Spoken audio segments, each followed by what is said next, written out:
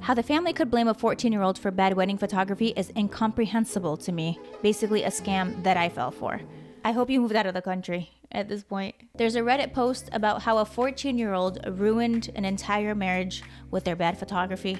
So as a photographer, I had to take a look. I was interested. I'm like, okay, what happened here? This was posted in Wedding Shaming. The title says, I ruined a marriage because I was a bad 14-year-old photographer. I never thought I'm going to be reading 14 years old and you ruined a marriage. In the late 80s, my uncle was getting married. I was taking a class in photography at high school, photographing on film and developing it yourself.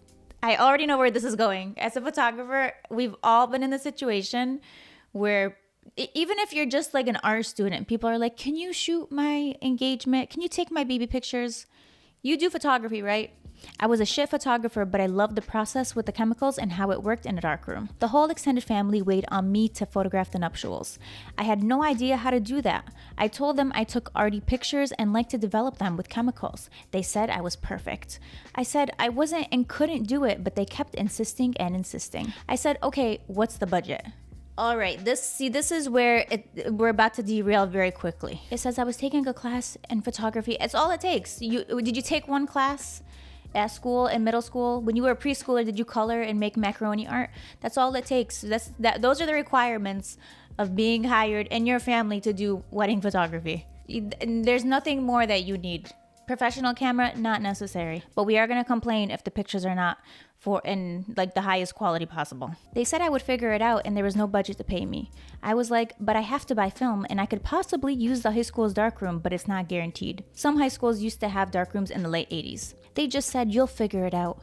There was a bunch of photography magazines that the school subscribed to, like Lens and RDFs. The most popular, they contain nudes, etc.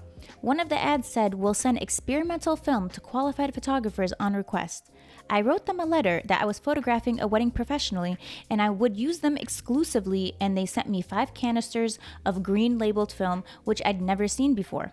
They also came with disclaimers of this is experimental film, you have to follow XYZ processes, blah, blah, blah. So you wanted experimental film for a wedding that there's no budget for, you're still in high school, and it's the 1980s. Okay, yeah, we're off to an interesting start here. Okay, yeah, sounds about right. Okay. I took a bunch of pictures. At the end, I had 5 canisters of pictures. I called the film company and they said they had a special process. I would have to send it to them and they would charge money. Basically a scam that I fell for. I hope you moved out of the country at this point. This is exactly why you just don't shoot for your family at 14 years old. You should have just colored for this wedding. Tell them, you know what, I'll color you a page of Mickey Mouse for your wedding, as your wedding gift. I didn't tell my relatives about the scam, but they would have to pay money for this company to develop them. They said F that and sent it to the local store, which you used to do. The pics came back distorted like a fever dream. Some came out but with the bottom halves cut off, others just blobs of people and impressions.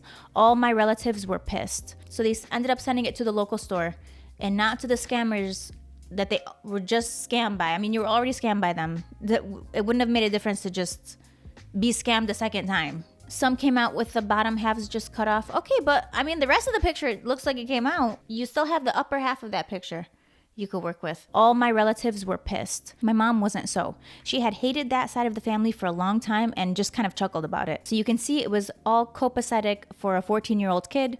What the F is this family anyways? Years later, I saw the uncle and aunt who had been divorced for many years. She was really tipsy and said, oh yeah, the shit photographer who ruined our marriage. Okay, well, I think you ruined your own marriage. Don't blame first of all, stop calling this person a photographer. This is a 14-year-old who took not even a half of a photography class. Okay, so your niece or nephew ruined your marriage, basically. They're like, it was the professional photographer with 2 days of experience. Experimental film, that's the trust you had in that company that ended up being a scam. That was a lesson learned. Okay, let's read some of the comments, shall we? Oh, and the shitty aunt that didn't want to pay for a photograph would have been a good answer. Haha, well, they got what they paid for.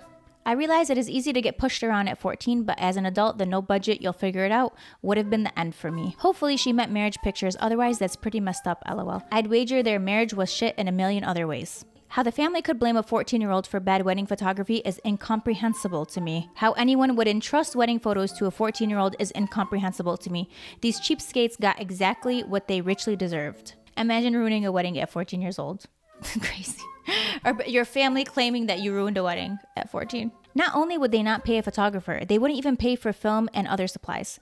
Doing this on a 14-year-old budget is an extra level of bad idea, and the couple got exactly what they deserved. You guys might think, oh, this story can't be real. No, this is, as a photographer, this is definitely real. Definitely, this happens more often than you think, especially if you're just getting into photography. People tend to see you taking pictures. You could take a picture of a water bottle and they'll be like, oh my God, she is incredible. And then they think you're good enough to shoot a wedding, and the thing is, shooting wedding photography takes skill, it takes experience. Things go wrong in weddings, the weather changes, the lighting changes. You need to be ready for it all, and you're not going to be prepared by just taking one photography class.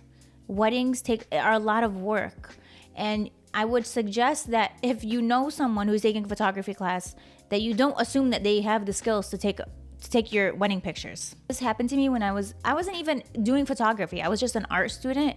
My friend wanted me to shoot her wedding. They didn't pay me for the wedding. They refused to pay me, and then I had to take them to court, and then I sued them and lost. So we never spoke again. So after that, I was like, I'm never doing this again for anyone I know. Just because someone does photography as a hobby, or you see a black and white picture of a flower, doesn't mean you should hire them as your wedding photographer. They say in this post, I was taking a class in photography, meaning it's current, like present tense. Hey, I'm actively enrolled in this class. It's day 5. Again, that was enough experience for the family to be like, this is the best person for the job. After being pressured, he's like, okay, what's the budget? And they're like, you know what? Surprise, there is none. And there never is one. And there never will be. That ship has sailed and it's not coming back. Another thing, what if your friends don't pay you? What if they're not happy with your photography and they're like, you know what, we're not going to pay you. My wife doesn't want to pay you. My husband doesn't want to pay you. It's exactly what, there's no budget. There's no budget. When people say there is no budget, let me translate that for you. That means that we're not going to pay you, but we do expect you to give us our professional images that we better love and in the highest quality possible, 3 different angles in a timely fashion. Okay. And if you don't send us those, we're going to be very upset with you, and we're leaving you a review somewhere. The real MVP here is the mom, who just hated that side of the family. She was probably having the time of her life when she heard about this picture situation. She's like, my goodness, can't wait till Martha, looks at these. People who try to save money by hiring their cousin or nephew, niece, whoever to shoot their wedding. A lot of the time, you're taking away that experience from them to be a guest at your wedding. And on top of that, you're putting the pressure on them. They're going to be judged by the rest of the family. You could argue with them about something. You could not like the work they do or how they act on the day of your event.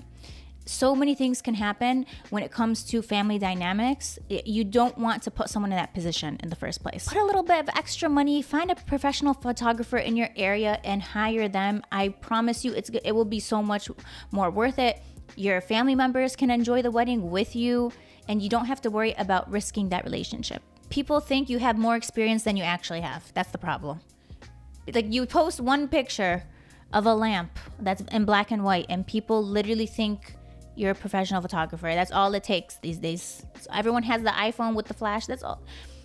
The bar needs to be a little higher, is what I'm saying. Okay, and we need to stop overestimating people's ability to shoot these types of events. We need seasoned professionals to be shooting these events. Okay, as to not ruin people's weddings and pictures and their special moments. We just don't need any of that.